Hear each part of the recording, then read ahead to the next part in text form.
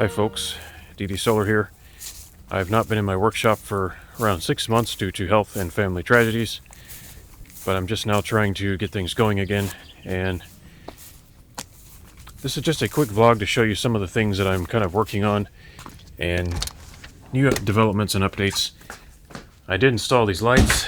This was quite a long time ago, but I've never shown those on camera, and those are off the grid. I'll probably show more about those later. And it's just a spur of the moment thing I did. This was a long time ago. I just never showed it on camera. Those are actually fence slats at the top there. And those lights came from basically a junk pile. They were completely just destroyed and discarded. There's a huge pile of them. These are normally sold on eBay as like some kind of solar lights, but people tend to return them a lot and they tend to get destroyed because they're outdoors. What I did is I just recycled one of them, and these are running on low voltage, about 3 volts. So they're all in parallel. And I just thought that I needed to have some lighting here so I could see what I was doing. I also, several months ago, I never showed this, I actually built this storage area you can see back there. And this was kind of like the storage area, this whole area, but back here I created a sort of a loft, and this was quite a few months ago. This was last year. I don't remember exactly when I built it, long time ago, but I never showed it. And what I did is I made a loft area with a rack for storing lumber. Of course, there's some lumber over there too. And then I built this shelf, and I'm trying to turn this into a really neat organized storage area, but of course that's going to take a while, and I haven't worked on it in months. I will point out that light is actually solar powered. Everything you see in here is solar powered, and in fact that light up there in the corner is also solar powered. And of course those light bulbs I showed you, there's 2 of them right there because I had 2 extra ones. Those are also solar powered. So everything you see here is running off of solar. And there is a grid connection available. Let me show you. When this building was built, it actually has a very poor grid connection. Due to the way it's installed, it's a very long drop of wire going through several outlets, several junction boxes, and finally it ends up going underground into the concrete and then ends up here. So there's some grid power, but not very much. And I do sometimes use that. For example, I might run a light. And so I'm not claiming that I'm off the electrical grid here, but everything is powered by solar. So yeah, and I do use a ton of solar power in here to light it. I will be doing more lighting, but it's just another thing on a very long list that keeps getting longer every day. This was something that was kind of spur of the moment. That there, I really needed that because I can't see what I'm doing. And this light here has been a tremendous help as well. All it is an LED floodlight, and I can aim that anywhere I need to. And eventually what I want to do is I want to get some really good overhead lighting. And that's kind of on the to-do list. It's going to be solar powered. It's going to be mounted on those trusses right there. Those are steel trusses that hold up the building. And hopefully I can get 2 or 3 of those lights up there and have a really good, well-lighted workshop. And of course there's the old lithium-powered lawnmower that's just sitting there freezing in the workshop because I don't mow the grass in the winter. And I need to sweep that up. A bunch of grass fell out of the bottom. Actually, that's a good thing because now I don't have to clean the deck.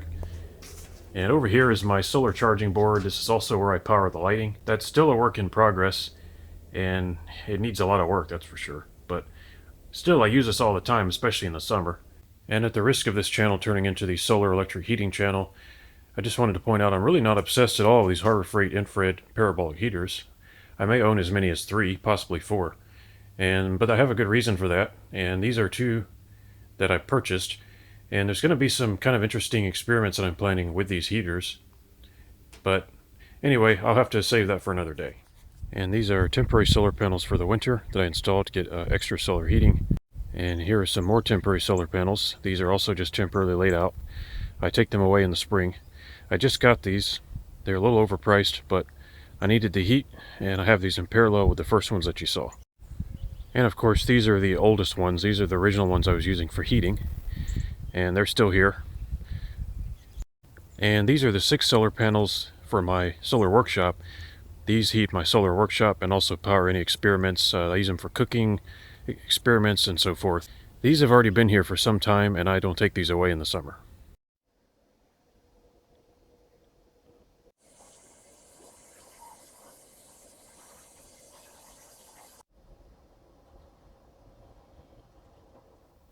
I don't know if I showed this or not, but I actually, from work, I received a very large quantity of servers. That's actually not all of them.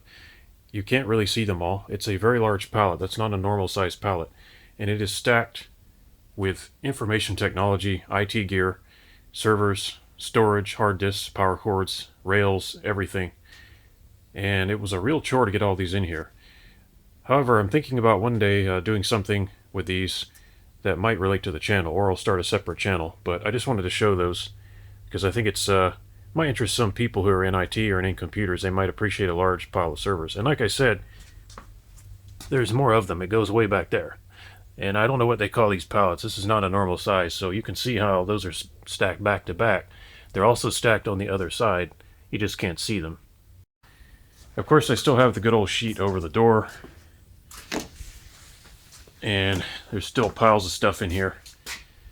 So I'm just starting to set up some new equipment for the shop, and I'm going to show you that now. I haven't been out here in about 6 months due to my health. And I wanted to show a heater that I'm testing. This is actually a carbon fiber heating element. The reason I bought the heater is because of the heating element. As you can see, I'm cheating. I run this for like 10 minutes because it's really, really cold out here, and I haven't been out here at all. So this is my cheat code, 10 minutes of that. That's probably 20,000 BTU. And I run that for 10 minutes to bump the temperature up. And then you can use the solar heating to hold it. This is running straight off of my 6 solar panels outside the workshop. And you can't really see the heating element. Okay, you can see it a little bit. So this is not the same heater I showed previously. This is a different one. I forget the brand name for this. It's just a generic brand, I think. And it works okay. It doesn't work as well, though, as the Harbor Freight parabolic heater I showed in the last video. However, it does work. It is giving me a nice amount of heat. And it's just running straight off the solar panels with DC now. I have not installed my tilt switch or any of those things. I haven't installed the thermal fuse. So obviously I can't leave this running. It's just to test it. But you can see that it runs very well. Here is another addition to the workshop. I used YouTube proceeds to help pay for this. This is a Dell workstation that I got used off of an auction site. And what this is going to be used for, let me just show the inside of it. It's not the latest model. Obviously this is a older Intel desktop. But it was reasonably priced, and it's a workstation. It's a Dell workstation.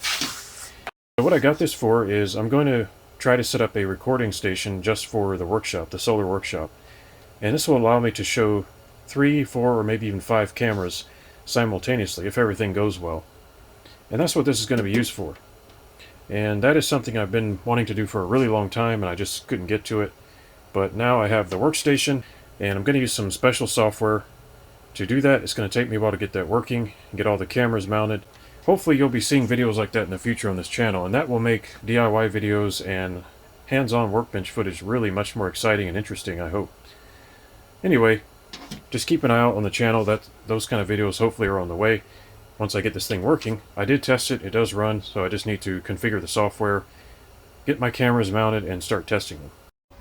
And here's an old computer monitor I got. It's the square kind for the same computer you just saw.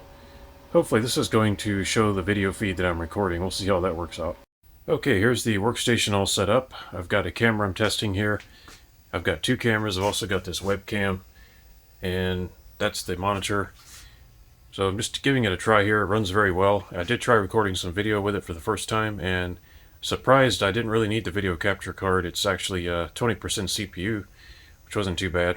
However, I'm going to be running 3 to 5 cameras. I haven't tried that yet. I don't have the cameras all yet. But there's the workstation. I have installed an extra hard drive in it, and I have to figure out where I'm going to put this. Right now it's just sitting on a box. That's not very good. Could fall over. But again, I'm just testing it. Another project I'm working on, this one is kind of a weird one. What I've got here is a bunch of diodes. These are, I believe, 20 amp diodes. Anyway, that's what they're listed as. So I'm going to do a project with solar power that requires a lot of diodes. And you're probably wondering what kind of crazy, ridiculous project would require so many diodes. In fact, I think there's one more package of them. I'm missing one. The project that's going to use these diodes is coming up on the channel. I'm trying to get that completed. And I have some of the parts ordered, and I'm ready to start testing it. It's going to be really interesting. This is another project that I'm working on. This one I started working on over a year ago, but I unfortunately, as you can see, it's in a state of disrepair. This is basically a solar-powered inverter. is what this is, and it runs straight off of solar panels. Like I said, it's a work in progress. I know it doesn't look that great. I went ahead and I built this cage for it because there's so many wires and there's going to be so many different things connected. I wanted something to go vertical and allow me to mount the electronics in a smarter way. It's a work in progress, but there will be more on the channel soon as I can get this thing working the way I want it to. There is some footage of this in operation already, and I'll link to that in the description. It's pretty old footage, and I'm not done with this setup yet. It's actually going to be version 2, and it's going to be hopefully a lot better, and I intend to really try to develop this into something I can use every day, ideally. In past years, I've dabbled in 3D printing. This happens to be my all-time favorite 3D printer. I haven't really printed in years, but this is a used one I got off of eBay. It did seem to work. I've tried it out, I powered it up, and I hope to show a little bit of 3D printing and prototyping work on this channel. This will not be a 3D printing channel. However, a 3D printer is a useful tool, just like a screwdriver, a hammer, or a wrench. It can do so many different things so very well, especially if you're creating and building prototypes like I do. I won't be turning this into a 3D printing channel, but I think it might be interesting to show a few clips in the future of this thing running, and maybe I'll be able to upload those soon. Recently, a family member got me this dual Ryobi 18-volt charger as a gift, and I must say that's working very well. Very useful to be able to charge 2 batteries, plus I have a charger over there. This is kind of like the Ryobi battery shelf plus parts bin storage shelf. And don't forget the tape. I'm not terribly obsessed with tape, just a little bit. And that's not all the tape that I have. But I tend to collect different kinds of tape, and I don't know, it's just one of those things. It always comes in handy. These shelves are kind of just using leftover 2x6, and this is the reason why I couldn't bear to insulate the inside of this building, is because I just love making shelves like that. You just take a piece of 2x6 or 2x4 if it's a 2x4 wall and create really strong shelves. These can hold a lot of weight. You can put them anywhere you want, and they have been serving me well. So every once in a while I come out here and I add another shelf, and as you can see, there's plenty of room for more storage. I just take another piece of 2x6.